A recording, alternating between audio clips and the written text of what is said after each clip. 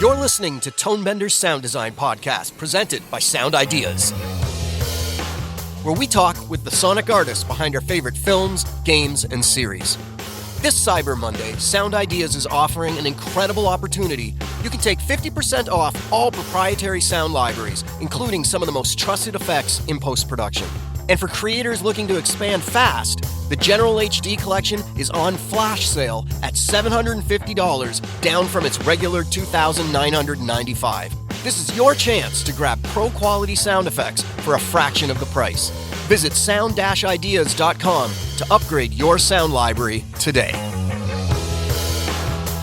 Hello and welcome to Tonebenders. My name is Tim Muirhead, and I'm sitting in a fancy Sutton Place hotel room. It's the TIFF interview room, and I'm with 4 members of the sound team from Guillermo del Toro's new Frankenstein. I was lucky enough to see the film just a couple hours ago, and then I flew by the seat of my pants over here to talk to the team.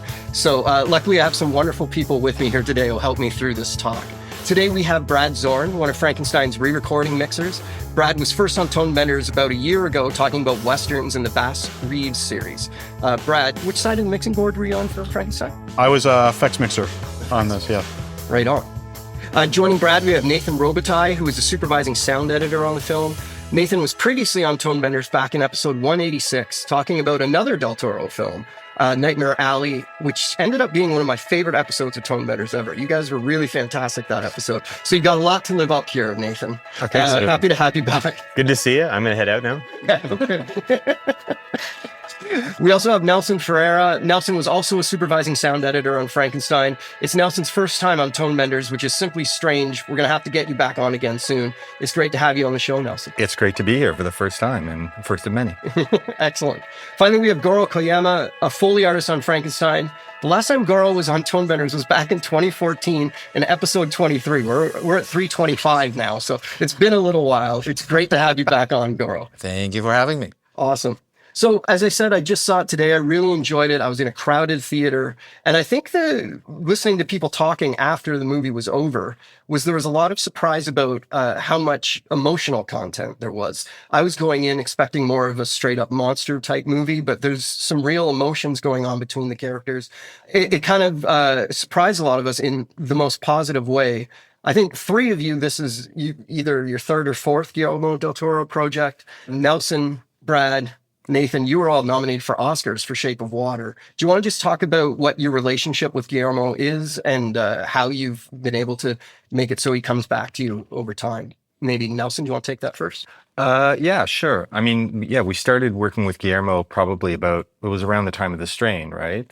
And I think with a lot of the artists and crafts people that Guillermo works with, it's always a developing relationship. And at least for me, my experience is it's always felt like a tryout kind of every time. And you sort of work your way up the lineup a little bit as he sort of sees what you've got, as you learn and as your vocabulary increases, right? And as you're sort of afforded more responsibility, and we'll call it, say, a longer leash creatively, you develop a sleeker sort of shorthand with him, you get to know his tastes. And I mean, it's interesting you bring that up first, because I think these guys would agree that we went, I think, to another sort of level with him in this regard, in terms of creative trust. Mm-hmm. It was, for me, a markedly different experience than maybe it has been on others, right? Over the course of the years, I think we've just sort of learned each other's languages in terms of how we work.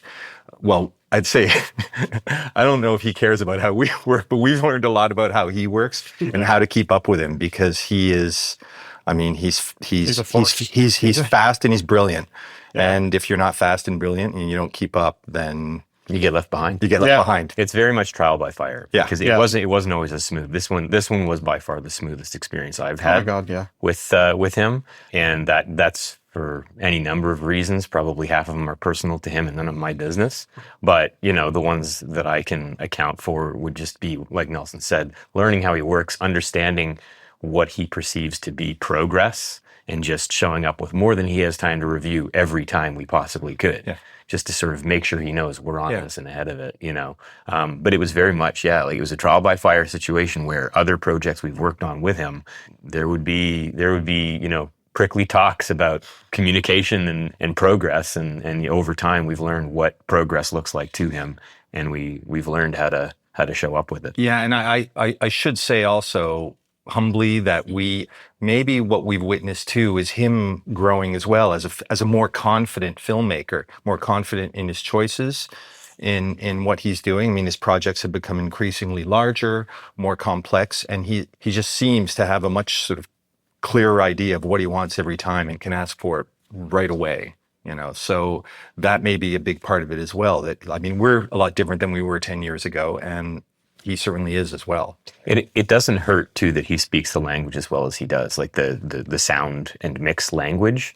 I am convinced he could do all of our jobs without us. I agree. You know what I mean? And the way he asks for revisions and fixes, he knows when he's asking for a rougher silk. He knows when he's asking for 3 dB versus 6 dB. He knows what he's asking for, and he has the language and the sort of, he's got that quiver of arrows to fire from, and he's very clear with his intentions and with his requests. So that has helped enormously. Yeah. And I think on this project as well, there was trust ahead of time because Nelson and Nathan sort of were with this project from a very early stage. So with them delivering stuff that he was asking for that was included in the picture edits, I think paved the way a lot of for us to get ahead. And we had on an organizational level, like a lot of time to prep for this before we got him in the room. Like I had 4 weeks of pre-dubs alone for the effects that was beneficial, and I needed every bit of it and probably more. I didn't leave you all alone. No. But yeah, so I mean, that I think was a very helpful on this project as well. And, we can thank Julie Lawrence for that, our post-production. Associate producer from post-production. Miles Dale, a producer as well. That's another thing, is that the projects have grown in scope, and admittedly, I mean, the budgets the resources are there, right? There's no second guessing. I mean, Goro, the amount of Foley time that was provided that we just sort of asked for, because they know when we're asking for it, it's because we need it. We're never asked, are you sure you need this? We don't ask unless we need it, unless the movie needs it. And I mean, that was the case for sure on this movie. I never felt like we didn't have what we needed to put the best possible thing up there, because Guillermo doesn't want excuses. He does ask early too. Like he calls you guys early. I remember asking you about this, about like, how many other clients do you guys have who ask for Foley that early? Yeah, we were on it for such a long span of time, but we did also feel that the notes Nathan gave us was always precise and very specific about like foot slide, like Guillermo like that scuff. Yeah. Do another one. Which kind goes to the experience. So knowing it was a lot. We did a lot of amount-wise. It was a lot of work, but it was in a way easy that the director and Nathan and Brad, they were all precise and clear about the notes. Yeah, I mean, how many times did we have to go back and forth with ideas? It was like typically, you present something that's not quite right. It should be more like this, and you just get it right the second time, just because the direction is so clear and so concise, and ultimately that's a time saver, right? We kind of have this hive mind going on now with Guillermo projects. Like each one gets more collaborative than the last. And on this one, I'm probably jumping way ahead in your questions, but a great example would be the creature's vocal treatments. Yeah. Nelson and I had to work very closely to make sure that, those didn't seem conspicuous. And, it was all really kind of measured, but there was a ton of back and forth between us, and we just worked together in a way that we haven't before. I don't remember ever working that closely with. A little like Antlers, maybe a little bit like that, right? And to your point, in terms of the hive mind, I mean, before we got the note about the creature vocalizations, we knew months before that, we're going to have to record. Like, we need to leave the door open to be able to do these vocalizations. And we recorded Jacob doing vocalizations at high res, knowing that day would come to some degree. So when the request came in, it's like, look, we just happen to have him covered for 80% of the movie with all of his vocalizations, right? It was a lot less scary when the note came in, because it only came in. I feel like I only had like 3 weeks to do the sound design layer of that vocal treatment before the dialogue premix. Yeah. But because of that hive mind, we had worked out a rough sketch of what wound up being used in the movie month 2. Yeah. Way early in production. We had a feeling it was coming. It just wasn't getting asked for until it was. Yeah. It's It was go asked time. for. And then if it's not there, he knows how to pick when to ask for the Yeah, things. and it's a source of a lot of anxiety. I think working with Guillermo too is that you feel a responsibility to be ready for any inevitability. you have to kind of look ahead and go, what could he possibly want? What could you think of every variation that it could be, because you want to be able to provide it when he asks for. Guillermo finds a way, one way or another, of asking for the one thing that you didn't. Yeah, He just finds a way, right? The joke on this movie is that he's kind of an inconvenience-seeking missile. If there is a worst possible case scenario, like you've got a plan to go to Paris, well, now he needs a temp mix on Monday. Guess what? You have to figure out how to get it done. Yeah, right. To that point, we had, fortunately, we have the resources to sort of attack any inevitability, right? So that when he asks, it's like, oh yeah, we just happen to have that prepared for you, right? And it's a good feeling. Oh yeah. Not being on the back foot with Guillermo, because when you're on the back foot with Guillermo, it doesn't feel comfortable. Yeah. So is he in Toronto for all this? Or are you doing it via Zoom, or how do you? no, this one it was a little bit different. He was out on stage at Universal for our first initial playback of the reels for him. And we had mixed for, I think, 2 weeks by then. We were in final for a couple of weeks with Evan Schiff, the picture editor. And then we got him on in LA and he reviewed stuff. And that's the first pass he had. And then I think if in a week and a half, we had him here in person. As for the edit, he was same, like very, very similar. It was a mix of, in person and remote. He'll always, we'll always start remote. I'll get a call, and then, then maybe the next week we'll get a call, and he's here. He and Evan are here cutting a scene. So can you come into production office, and I'll go in and they'll play something for me. He needs it in 72 hours, and so it gets turned around in 72 hours. You know what I mean? There's always the one really fun. It's like I consider it a play date when he makes time to come to Toronto and do a sound design session with me, and we'll just sit there and make rumbles and crazy, weird musical, non-musical sounds. I'll always push him into the booth, and this was no exception. I got him into the booth because there's a hanging scene where some guys hang on the gallows. The choking is him, and the same deal when Victor wakes up the sort of tabletop cadaver in his apartment, and he starts gasping near the end before he finally collapses. Again, that's us choking Guillermo out. It's always fun to choke Guillermo. Yeah, I remember when we were doing the pre-dub and Nathan's like, okay, the track with the vocalization, that's Guillermo. We need to have that. And I'm like, okay, let's concentrate on that. And on the merit, though, it was good. It was really good. It's always good. It's not just a vanity. Yeah, no, it wasn't a sycophantic. No, not at all. He did one for Cabinet of Curiosities. He did this female demon, and it was fantastic. I mean, it was fantastic, just wild, right? And he just announced it. Here's what I'm doing. And he just gave us, a whole grab bag of things to do. And I'm like, damn, this stuff is good. Again, he can make the movie himself. He doesn't need us. We have such an encyclopedic knowledge and sensibility about horror and about, and about creatures that he kind of, he's got a feel for what they should sound like, and he can do it. He's got a unique voice too, right? He does. Yeah. Yeah, he's got a unique voice. It's harmonic, there's highs, there's lows, there's a lot of gravel in it, right? Yes. That's all fascinating. On the various animated series I work on, we get the finished picture delivery a day before the final playback with clients. For a long time, I would put up the new picture and then all of the premix audio, and I would watch it through really closely, like a hawk, to see if anything had changed. Inevitably, every now and again, I would miss something in the background that's moved by 7 frames or a character's mouth that is now closed. And then when we were doing the playback, the director would have to stop and point out a fix. It's not an ideal way of working. Now I use Matchbox Change Management tool from the Cargo Cult to quickly run a comparison between the 2 versions of the picture, and Matchbox will notice everything that is different and flag all the changes for me. This not only saves me time, it saves the whole crew time, as everything is all ready to go and allows for fewer notes during playback. It also reduces my stress significantly, as my confidence is high that I have a mix fully ready to play for the clients. And that's just a small portion of what Matchbox can do, especially now that Matchbox 2 is out. Its new intelligent image matching is particularly amazing. It can match shots even if they have had significant visual changes, like the entire backgrounds replaced or extreme color grading. On the other end of the scale, the new diffing mode can detect differences down to the change of a single pixel.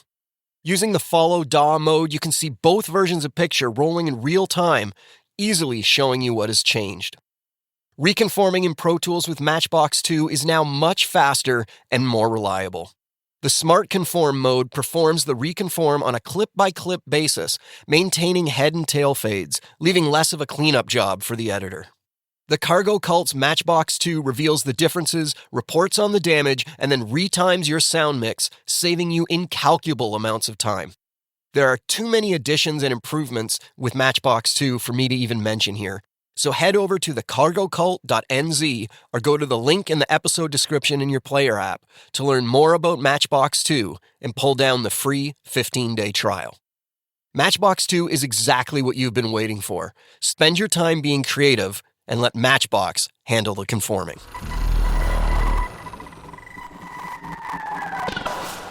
Goro, Yeah. how did you tackle the creature's footsteps? Because there are times when they have to be scary, and then there's other times where he has to be sensitive. Yeah, exactly.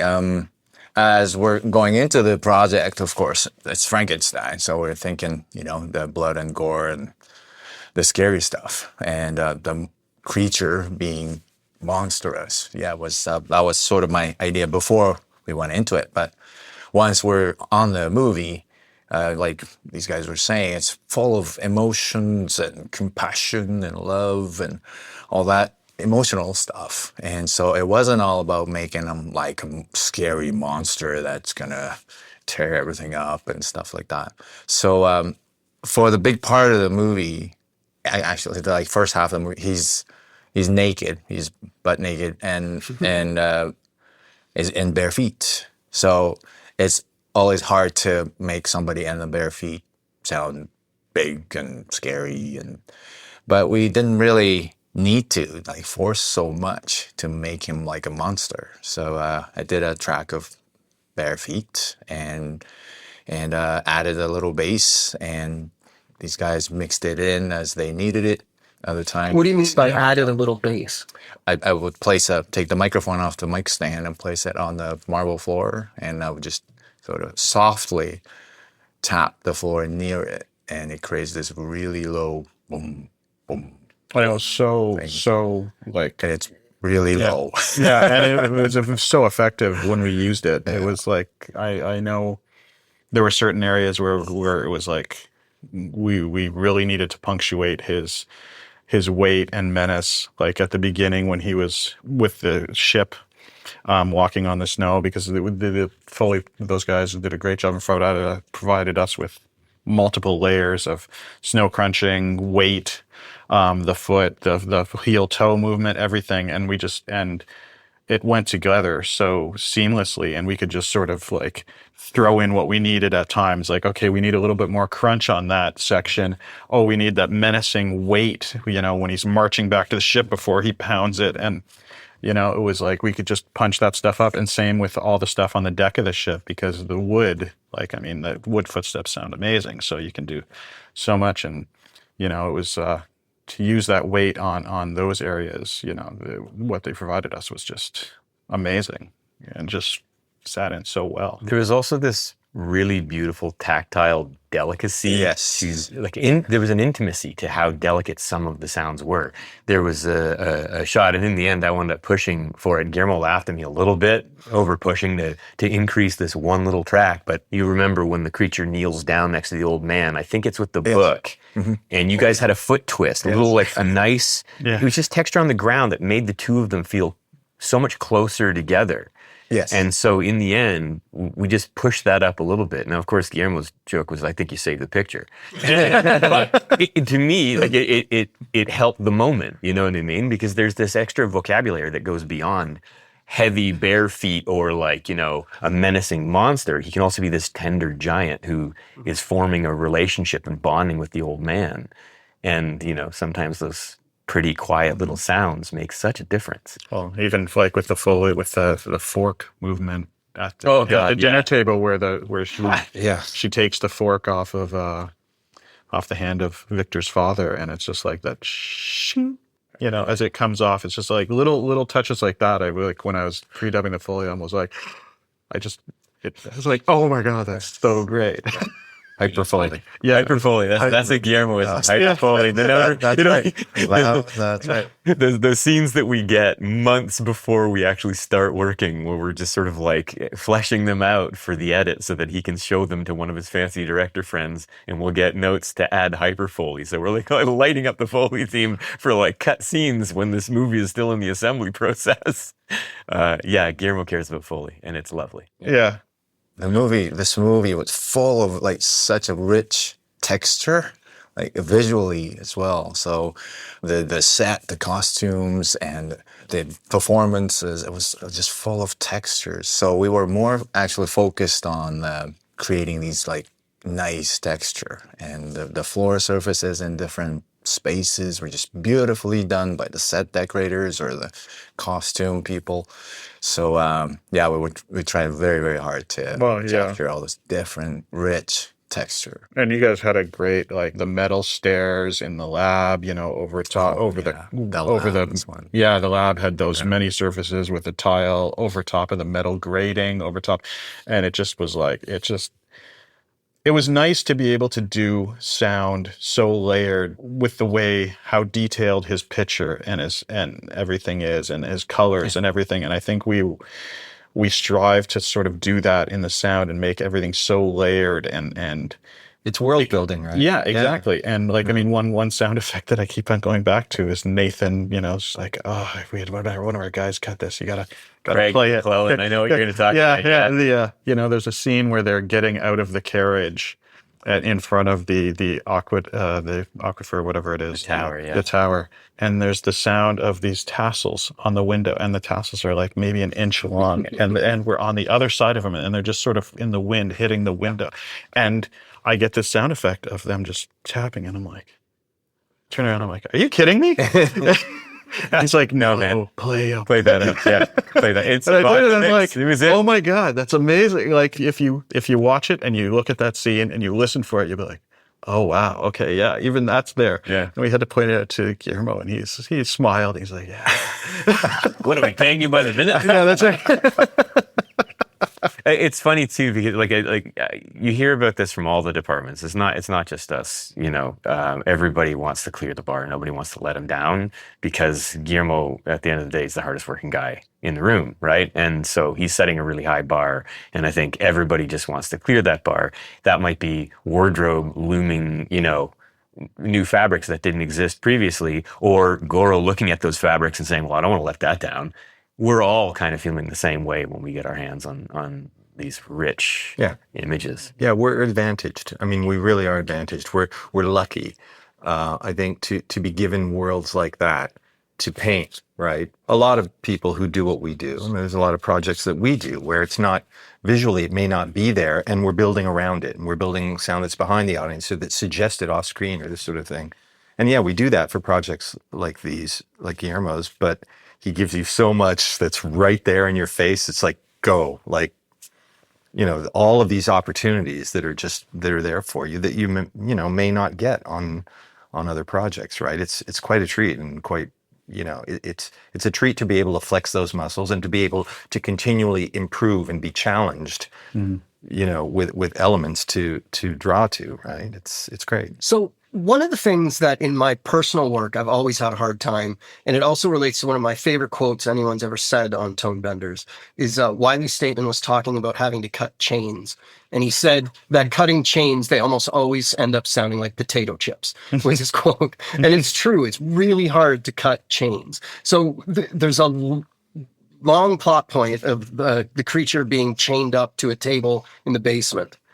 and the chains sound great. And I'm maybe Goro, Nathan. Minds were lost over that. Yeah, there was that was It's one of the biggest, most common notes. Yeah, The final was yeah. about chains. there was a lot of work that went into those chains on the effects end, on the edit end, on the Foley end. That was a huge consideration to get those right. And even in the first playback, it was like, they don't sound big enough. Like a lot of the elements in this movie, it was kind of a personal goal for me to Frankenstein it as much as I could in terms of the people working on things. From the sound effects side of things, I don't know if it was the same. I know that you guys had to take breaks from the chains from time to time. Yeah. Just because it's true. Like when you're working on something like Chains or you know, Thunder, that's my shout out for Scott Hitchin, because Scott Hitchin is our junior editor. I never want to see Thunder. He never wants to hear Thunder in a track. again. And like, you know, the Chains, you know, it may have been like, I think Craig McClellan cut the first pass of Chains, and then I did a pass on them, handed them over to Disha and Naidu, and they just bounce around and everybody did their pass. And so I think part of what gave the Chains so much life is that you had Goro in there, you had Craig in there, you had Dash, you had a little bit of me. Everybody put a little bit in, so there was some dynamics, not just in volume, but in tone and choice. Yeah. And because like otherwise I think that much chain is just going to get boring. And if you ask any one of us to listen to just our chain, boring, right? But once it's all given to Brad and he starts playing the fader game, who do we play now? Who do we play now? There was a lot of mix and matching and a lot of going through and even like in layered builds that they had, it was like, okay, I'm going to get rid of this one frequency because it's just not playing well with, or I can get a better of that frequency out of the Foley. So there was a lot of, you know, and then EQing certain things out and in on chains, on like hero chains that I found that were like, you know, I had tracks. I had a whole group on my like food group that was just changed. It must have been, I don't know, like 20 tracks. And that's just effects. Then you've got Foley as well. And it was a lot of mixing and matching, a lot of muting, a lot of adding stuff and just finding the best thing that worked for that moment. And it was, there was a lot of work went into those chains actually. And, you know, I picked up some great stuff that was like from the Foley stuff, all the stuff that is like the chains dragging. The Foley was like so good of the movement of the links on the ground and the sound on the stone was like all the Foley guys and you know, it gave it that weight, whereas, you know, the effects had it as well, but it's like once we added that Foley, remember, it was just sort of grounded it all. Mm-hmm. Everything came together too. Yeah, it was. It's always hard. The day of change is always hard on our ears, and we get headaches, and we have to take breaks from it. But as we saw that, you know, first saw the chain scene, it's like, are we doing that? Nathan probably has it. Okay, I guess not do that. Let's ask. But then, we did a whole track of it. And Kevin Schultz has a touch to record chains and captures every frequency of it. But we were focused more, again, on when the chain drops onto things, onto floor, onto the bed or whatever the stone that he was sitting on, the end that hitting that, and the part that's attached to another iron bar. And as he's like Brad says, as he's crawling on the floor, the parts that was dragging through the dirt on the floor and through the water, stuff like that. Again, there was such a textures, and where we try to make the chain as heavy as it looked, that he was very strong and big, and so we were. I was like rubbing hard onto rubbing the chain, the biggest chain we had, and I'm scraping it across the dirt floor, and apparently it paid off. So one of the funny things about chains specifically that I find that, I mean, I think you guys unlocked because you've done that as many times as you have, it almost doesn't matter the size of the chain you're using that you're recording. A boat anchor can sound like a penny. Like it's all recording technique. And I think that's why I think that's why the Foley glued it together so well, because you guys were focused on getting the resonance out of the surface that it was on. Oh yeah, it is one of the hardest things to record. Yeah. Only on Tone Benders you get 15 minutes of hot chain talk. Yeah. Not only on Tone Benders. Well, I guess, yeah. That 10 sounds talk. There we go. Nelson, we mentioned earlier about the voice of the creature. We didn't really get into what you did other than that you collaborated a lot. You mentioned that you recorded at a high res. Yeah, so we recorded Jacob top to bottom at high res. Well, Jacob Elordi. yes, yes. And he was good to go. Like, he is the most collaborative, pliable kind of actor you could ever hope for. I already had a rapport with him from working on Priscilla. A little bit different than the Elvis role.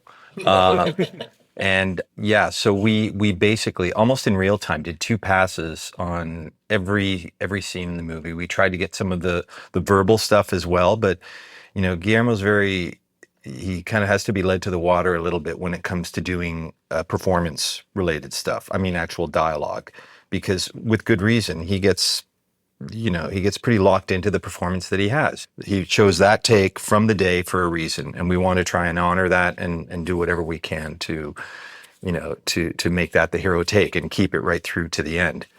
In terms of the creature voice, I mean, I was basically doing mise en place for the chef, right? Like, I'm gesturing toward Nathan for those of you listening. I was chopping carrots, and Nathan was the chef. So you can talk about the process, right? I mean, I'm not sure that that's entirely accurate, because basically Nelson, sure, chopped the carrots and I cooked them, but then you plated them, right? Because it all got sent back. Effectively, Nelson did a clean edit of all of this beautifully recorded performance with Jacob, sent it over to me, and I did all the toys and bells and whistles, the NV treatment, adding animal sweeteners and all of those other things that can rumble in his chest to either make him sound a little bit heavier, bigger, to emphasize the scale, because the performance was there. It didn't really need any of that. But then it was handed over to Nelson and Chris, because, like I said before, we got news of this 3 weeks before the final, so I didn't have that time to just fall in love with the idea of what I was doing, dive into it, and then slowly create distance from it so that I could be objective. So it had to be left in the hands of Nelson and Chris Cook, our dialogue mixer, to decide when they were going to use what. Right. And I wasn't in the room. I didn't want to be in the room, because it's easy to get a little attached to those things. I didn't really have time to go through that detachment process. And we had a conversation beforehand. Like, there's a line in the movie where the creature says, "I'm not something, I'm someone." And we wanted him to make that transition in the movie from being a grunting something and growing and blossoming into someone. And as that happens, we wanted to start peeling away all of these treatment layers and make him sound more human, more Jacob than leopard or, gorilla or whatever animal effects I was adding. That's what you meant by the envy treatment, right? A little bit, yeah. Cargo cult. The cargo cult envy. It was helpful. It was really helpful in making some of these sort of like subsonic sweetener layers that then also ran through, I think it's Refuse that makes Low Ender, just so that, and to go, if we're going to get really nerdy about it, before running it through any of that, I cut out any consonants, sibilants, S's, T's. I find that S's turn into SH's, T's turn into CH's when you start pitching them down. And so I would cut all of that out. It would just be open vowels that would get fed through that process, so that when he started speaking, you only carried that bassy resonance on those open vowels as he pronounced them. And of course, the treatment sounded huge, and it took a lot of work to make it sound convincing. And I was barely convinced, to be honest with you. It needed to be tucked in quite a bit. And that's when it was handed back over to Nelson and Chris. And this is why I say it's unfair to say that you were just chopping carrots, because then these guys sat in a room with tracks. Neither of them edited them, and I wasn't in the room. I was back cutting sound effects again, because I still had 3 weeks before the effects premix, and I had work to do. And so they had to sift through it and make all the decisions as to, when is this guy a monster? Well, when is he a human? It was an objective audience. So that's just it. It was a layer of objectivity in bringing us semi-cold into it and going, what do you think? Are we more or less in the right place? And I mean, the creature probably has to be, for me, the big pleasant surprise to the whole thing. I mean, I knew ultimately it would work, but how successful it was, how quickly, like how Guillermo bought it. Like, we didn't get many notes. on the creature, on the treatment of the creature, right? We really didn't get that many notes. And it was just literally, I mean, Nathan had built it in such a way that you could dial it up or down, right? Depending, like how much of a monster is he or is he not, right? And he was pretty happy with it pretty early. We were a little bit nervous when we got the initial note. It's like, oh boy, because, you know, we were tied to his performance as well and to the sensitivity of it. And truthfully, didn't want to compromise it with something that may end up sounding a little gimmicky. But in the end, it landed in a very tasteful place, in a place that I think we said early on, you know what, this is probably where it's going to land. Ultimately, let's hope that's where it is. And of course, the maestro, like, he's got such great taste. That's exactly where it landed, right? So, yeah, I mean, I was really, really pleasantly surprised. Not with the fact that it worked, but how quickly it worked for Guillermo. And it was a very, like, I love the way it ended up where he's a monster. It was like at the beginning of the movie, it was used a lot more. And then, like you said, as his humanity, as you start realizing his humanity, it's less and less through the whole movie. Yeah. I really liked how that sort of came out, and then and his performances just shines so much. It was easy to do. Yeah, and to get nerdy with it, that the creature is kind of the story of the challenge with the dialogue on the whole movie, which was taking a lot of sounds that were recorded in different places, different times, getting them all into one space and into one zone. Because, we recorded all of these vocalizations really cleanly, right, at high res, but there was a ton of, shaky production dialogue we had to use as well. There was a ton of ADR that we used that was done on an iPhone. And it wasn't just for the creature, but throughout the whole movie. The voiceover came from 5 or 6 different sources, including iPhones and Zoom recorders and this sort of thing. So it was always a matter, Jill Purdy, the legend, right, was a big part of that in terms of, first of all, splitting out all of the creature, separating it as its own little tree, right, or a stem, right, within the movie, separate from everybody else so that we could get at it. Right? Like, so Nathan could do what he needed to do with it, right? So we had the combination of Chris. And Chris, of course, and Chris. And so it was a matter Chris of Cook that we recorded. Yeah, Chris. Yeah, exactly. So it was a matter with the creature, a matter of getting it all split out, getting it all sounding kind of the same, right? And then, we get into like DX Revive and this kind of thing, right? Which it's a very specific tool. And in terms of noise reduction, it has a very specific purpose, which is to take dialogue that sounds maybe like the dialogue in this room and making it sound like it's being recorded on a VO mic, right? Which is a bit too dry for regular ADR purposes, right? But for this specific purpose, if you need to then take it and do something else with it, it's a great tool, right? There's a plug. So when I was watching the movie today, near the beginning of the movie, there's a scene where the creature, is attacking a ship that's frozen in ice, and the crew of the ship doesn't know what's coming at them. They get out their guns, boom, humongous gunfire, boom, humongous gunfire. Creature keeps getting back up, and then the captain of the boat says, I can't remember. Blunderbuss. Yeah, Blunderbuss. Yeah. I'm like, these guns already sound huge. How are they going to pull this off? Then it's got to get even bigger. You have just you've opened the can of worms. Like a softball, like you guys right can down leave. No, so this is funny. I'm going to wind back a long time. This is going to be very anecdotal. We're talking like 10 years ago, my father-in-law started talking to me about this. He's a war historian, and one of the many things he does as a historical consultant is supply weapons to film shoots and museums. And he's always gone on about how muskets never sound right in movies. They never, like every dinner, muskets don't sound right in movies. We got to record live muskets. I think it's because they're not live. The sounds they're using, they don't have musket balls coming out of the ends of the barrels because these aren't rifled barrels. It's a very slow combustion, and this little piece of lead rattles down the barrel, and like it's got its own signature sound.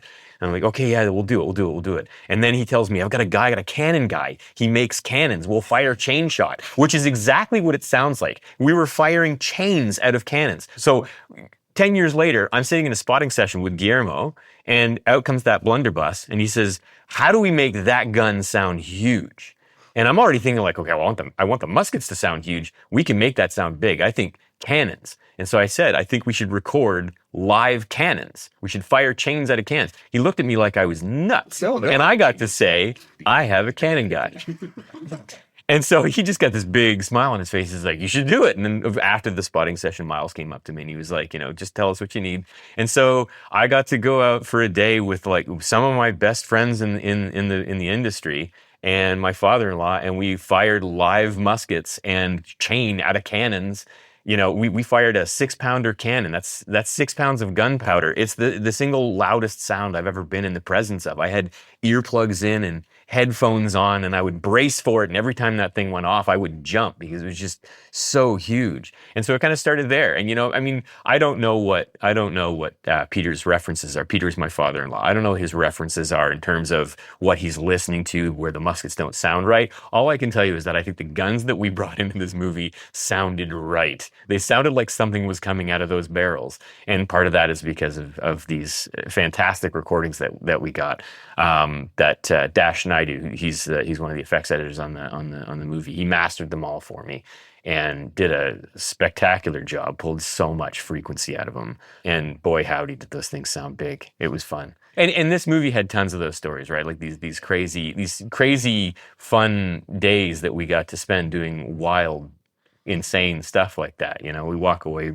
This movie doesn't owe us anything. Yeah, and I got to benefit from mixing some of that, great stuff. So it was just, a drawer of candy I could draw from to like, all right, we got those muskets to sound really cool. We added the bullet whizzes and stuff like that, which were really cool, which were sort of specific, the ball sound. When he gets hit, you hear the yeah.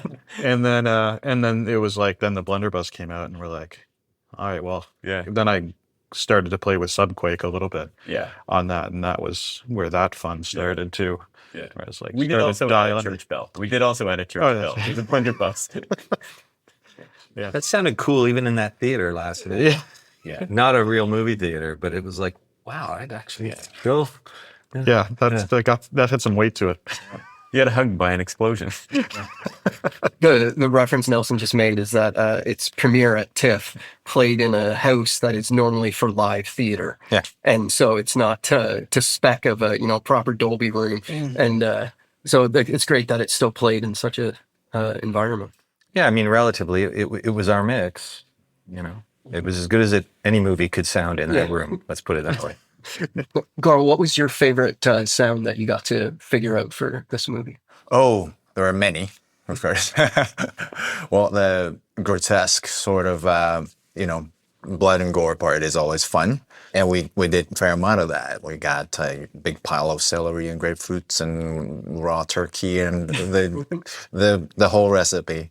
But this movie wasn't about that. And we got to do a lot of the delicate things, because especially the creature was usually, for most of the movie, he's a gentle giant, and he's very curiously touches things, and he finds everything fascinating.